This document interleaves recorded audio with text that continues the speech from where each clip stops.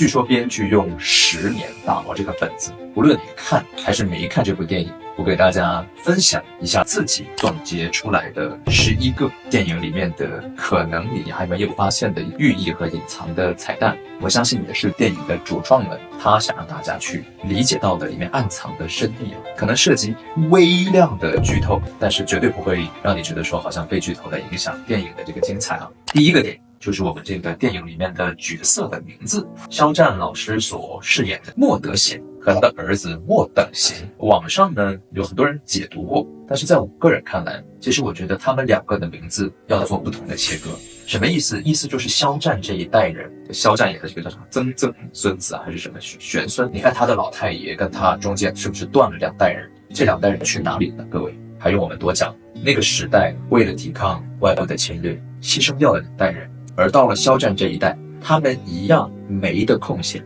所以叫魔的贤。而他的儿子莫等贤，这个莫等贤白了少年头，他致敬了我们民族的抗击入侵的英雄岳飞先生的诗词。其次，我觉得也是这部电影的创作想要给大家的一个思想上的寄托。莫德贤他们那一代人牺牲性命拼死给我们换来的空间，换来的我们如今的延续，希望让我们莫等贤不要荒废了这一切。所以我觉得他们这2个名字首先就很有寓意。然后我想分享的第2个点就是这个电影的海报和剧情中有一段老太爷去拿冷兵器、拿斧子、锤子去敲这个日本人的坦克的这个画面，我觉得是有呼应的。那个坦克上我不知道是不是还原的历史，但是呢上面写着个狂字，而在老太爷的这个反复的敲砍之下，隐隐约约那个狂字模糊成了一个妄字。而这个电影海报上有一个很有意思的呼应，它看似是为了吻合整部电影这种以普通的农村村民当背景鸡飞狗跳的这个画面，但是那只海报上的狗殷殷狂吠的那个样子，呼应这个日本兵的狂字被砍成了一个妄字。我觉得不是过度解读，因为那个海报上的狗其实形状还蛮像东边某个岛国的地图的。在我眼里看来，它是在告诉大家，在我们中华民族上下5000年的这种存续的反抗精神之下，任何的侵略者，哪怕无论一开始再狂妄，他到后面最终只会沦为一条殷殷狂吠的恶犬。然后第3个点是我觉得这部片子最有意思的一个设定，甚至我都觉得用这个亮点来做片名可能都是合适的。但我想讲的第3个点叫做割指阵。那其实这个电影里面的割指阵的出现是分了3个次第的。第一个次第是村民们发现了它，希望躲避到这个割指阵里面，然后觉得说这个偏僻的地方人家都不会过来的，这是一种侥幸心理和一种想逃避的心理。但是他们进去以后，你看这个彭昱畅饰演的这个逃避，因为他们的乌龙把这个割指写得有点不伦不类，它又像一个舞，它又不够像这个割指。电影里面没有任何一处设定是会白给的。它是什么意思呢？它是想告诉大家，像彭昱畅饰演的这一批逃兵一样，又想反抗，又想表演反抗，又不真的反抗，你想去换来割指的和平，又不真正达到我的境界，最后一样会沦落到我想说的下一个次第。下一个次第就是这个尹正饰演的日本兵，他把这个割指阵误读成了武阵，他们就认为这个是那个要塞，人家侵略者带着人过来，我管你这的那的。不过不得不讲，尹正老师这个牺牲是真的。我一开始还说，我说这日本人怎么这么像尹正，后来发现真是他，有趣。那第3个次第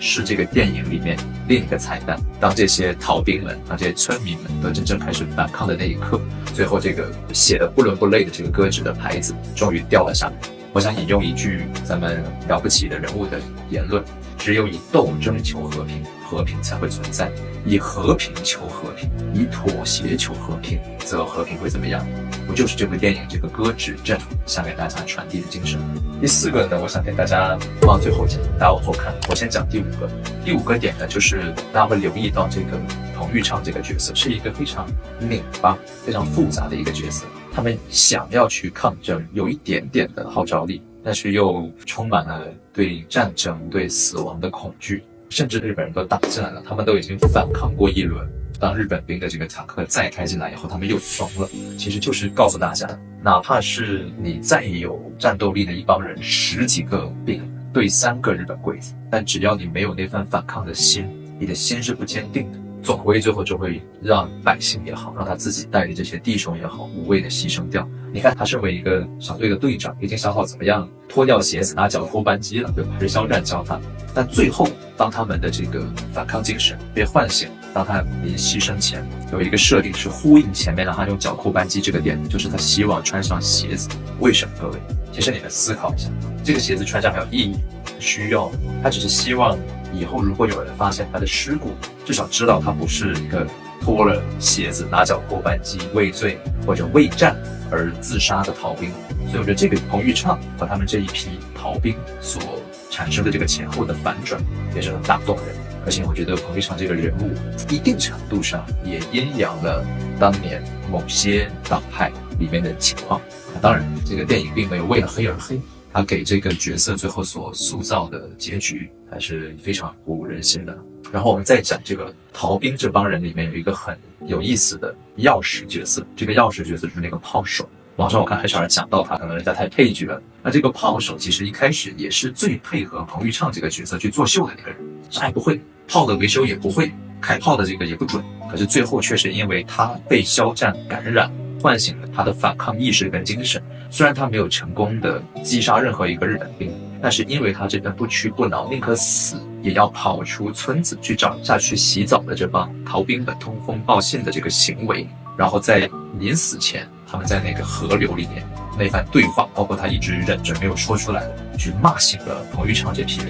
最后才燃起了这帮逃兵一丝丝的那个反抗的火种。所以这个角色也是很值得大家去留意的。然后老爷子这个角色在我眼里看来他不是一个实体角色，可能我过度解读了。老太爷这个角色他象征的东西跟隐喻的内核的分量是整部戏最高的，反而不是肖战老师演的这个主角。老太爷他象征着那个时候绝望的一代人，自己没有了曾经的故土，可能落叶都无法归根，然后自己的后代们又一一的在战场上牺牲了，一次又一次的国破家亡，永远在流离失所。那燃起这个老太爷的一点点的火种，就是他无论逃到哪里，他身上都挂满了祖宗的牌位。然后老太爷这个角色除了象征着那一代人以外，我觉得更象征着中华民族的精神，是一种传承精神。我就估计网上会有人带节奏，会有人说，你看肖战这个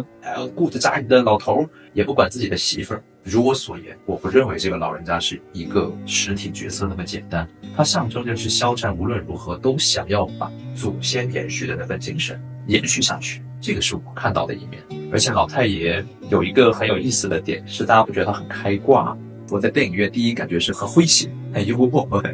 很呛口，还能屡次的卡壳啊！最后那个鬼子差点一枪把自己崩了。在我看来，其实就是想要表达一种精神。你往浅了看是幽默，往深了看，这个精神是我们中华民族延绵的承上启下的精神，是永远不会断绝，而且永远都有人庇佑啊！所以老太爷这个人物是我觉得很值得大家去看的时候细细品一品。第6点，老太爷这个角色，我想着重拎出来，把它单拎成一个点，再给大家讲一讲其中的一个彩蛋。导演给了那个猪一个镜头，他跟猪说话，这是为了黑色幽默而已吗？这个就要回到我们中华文化的造字上来看问题。在我们中华文化的这个字义里面，屋檐下养了猪的，能够平平安安生活在一个地方，才叫家嘛，才是温饱的基本的保障。那老太爷去反抗的时候，他的工具我也特意留意了一下，为什么偏偏是锤子和刀斧呢？这个交叉在一起是什么？大家自己去理解啊，我不方便讲。所以我觉得老太爷这个角色真的是，无论是导演也好，还是编剧也好，他想给大家传递的私货和传递的精神是非常非常多的。然后第7个点就是这3个日本兵，大家会发现他们的角色性格是不一样的，一个是很懦弱的，没有主见的，反复被摆弄的；另一个是很残暴、很冷血的，杀人不眨眼。还有一个这个尹正饰演的这个角色，我觉得想给大家表现的是，无论是伪善的、亲善的，懂我们的语言、懂我们的文化的日本人，还是那种看似很怯懦、很犹豫的，他们最后侵略我们的时候，对我们的同胞下手都是杀人如麻。这个设定也是很有意思，他并没有把这个日本兵3个人的这个群像戏统一处理成3个恶人，统一处理成3个傻子，统一处理成3个很犹豫的人，都没有。他3个角色都很立体，这也是我觉得这部电影很精彩的地方。然后尹正这个中间有一段，我不知道大家记不记得，他反复给那个很懦弱的日本兵下令说，当他鞠躬你就开枪，对不对？让他射杀肖战。那你看最后肖战一直没有选择鞠躬，他反而存活下来。这告诉我们什么道理？千万不要向侵略者低头。而且在我眼里看来，这个还在阴阳那些带入党，阴阳那些至今依然存在的日奸汉奸。第8个点就是我觉得整部片子里面都会出现一些为了黑色幽默而不合时宜的歌曲，但是唯独结尾那首是不太一样，就是这个恭喜恭喜。在我儿时的记忆里面，这个恭喜恭喜恭喜你是我们的贺岁歌曲，我们每年逢年过节才听到的。但直到这部电影才让我了解到，其实这首歌一开始并不是为了庆贺春节而制作的，而是为了庆祝抗战胜利。所以这也是一个小小的彩蛋。第9个点也是我个人最喜欢的电影里面藏着的一个彩蛋，就是中间这个德贤他在收音机里面听到了一段话，大家不知道能不能记得整个电影的那个 climax 高峰的转折点，其实就是听到那段话以后，肖战从一开始的那种只想带着老爷子逃命，到他有了自己的家庭、爱人、孩子，他想要保全他们，想要带着他们一起活命，到最后他认清楚，为了让自己的家人活下去，他必须反抗，哪怕牺牲自己。这个转折点中间的就是这段广播最为关键。这段广播是本朝开国太祖当年对全中国说的一段话，叫做论持久战。这个电影的这一段彩蛋的含金量多高，不需要我多讲了吧。好，第10个点，我觉得放到我们现在的互联网跟我们现在各位的意识形态上，跟你在冲浪的时候看到铺天盖地的一些搞对立的声音上仍然受用。为什么是54个人各位？因为在那个时候我们只有54个民族，后面2个是在那之后才加上去，它象征着就是54个民族要团结在一起，不能是一盘散沙。小心最近互联网上的节奏，最后我们这54个民族才能像石榴子一样紧紧的抱在一起延续下去。好，第11个就是尹正老师演的这个角色，有没有人看完跟我一样一直在心里面嘀咕，哎呀他怎么没死啊，坦克里的兵都打爆了，怎么最后这个鬼子好像活不下来，嘴里嘀咕着为天地玄黄宇宙洪荒，嘀咕着我们中国人的经典。大家有没有想过为什么放他活下来？这个想表达的是什么？是那个跟我们交过手，最了解我们的血气和骨气，还学走了我们的文化，懂我们的语言的人活下来。现在他们的子孙后代还在不在？所以各位思考一下这个点。我觉得这个点是反而在我看是全片最严肃的一个彩蛋，而且我觉得也在像南京照相馆当时一样暗暗的骂了一顿。无论他们学再多我们的东西走，他们到底学没学会我们的精神？就好像我们讲武这个字，在日本最容易关联的是武士道精神。玉碎，电影里面一直在讽刺这个玉碎，是不是？那大家要知道，在那个时候，这个所谓的1亿玉碎计划，就是日本当年军国主义给那些日本人、日本兵洗脑的一个概念。玉这么美好的东西，当然是要保全它。而在日本人的精神里面，他们可以玉碎，他们的武士道是刹那的凋谢，是可以自己死掉，要弄死别人。而我们中华民族武学的精神是，我们自己作为一个尚武的民族，自强不息，有击退任何来犯者的实力和心气儿，但我们自己不会主动寻求暴力，更不会有什么玉碎与人家玉石俱焚这样子的莫名其妙的变态的为了侵略而主张的概念。所以我觉得这个彩蛋是一直从电影里面流过了历史，一直延续到今天，依然值得我们警醒。好，既然都说到第4点压轴了，那我们就最后提这个第4点，我认为就是群像化百姓。在网上很多人对这个有很有意思、很丰富的解读了，那我就以一介武夫和我们中华武术的传承者的角度来给大家讲一讲我眼中的这个百姓群像。其实这帮逃兵，大家有没有留意，他们又依附于这些百姓，然后自己呢，你说他们真的很散漫，他们也没有完全的落下那些操练的，他们还有时候假模假式。大家看的时候可能会觉得只是电影为了黑色幽默还演演样子，但是在我看来，其实是他们心里面有这个反抗的火种在。我觉得这一批人跟百姓放在一起，让我看到了一个这个电影里面很想传达的一个很遗憾的精神，就是你想想，如果平时这帮逃兵操练的时候，村子里面的男丁或者村子里面的老人、小孩、女人、妇孺，每一个人都参加进去操练一下，至少知道怎么拿枪，怎么开枪，怎么拿着哪怕农具反抗一下，有几个招数，有几个步伐吧？是不是我们电影里面那种你替他们干着急，就是哎呀，这个都怼到日本鬼子喉咙上了，怎么就是不下手，结果最后还被反杀了？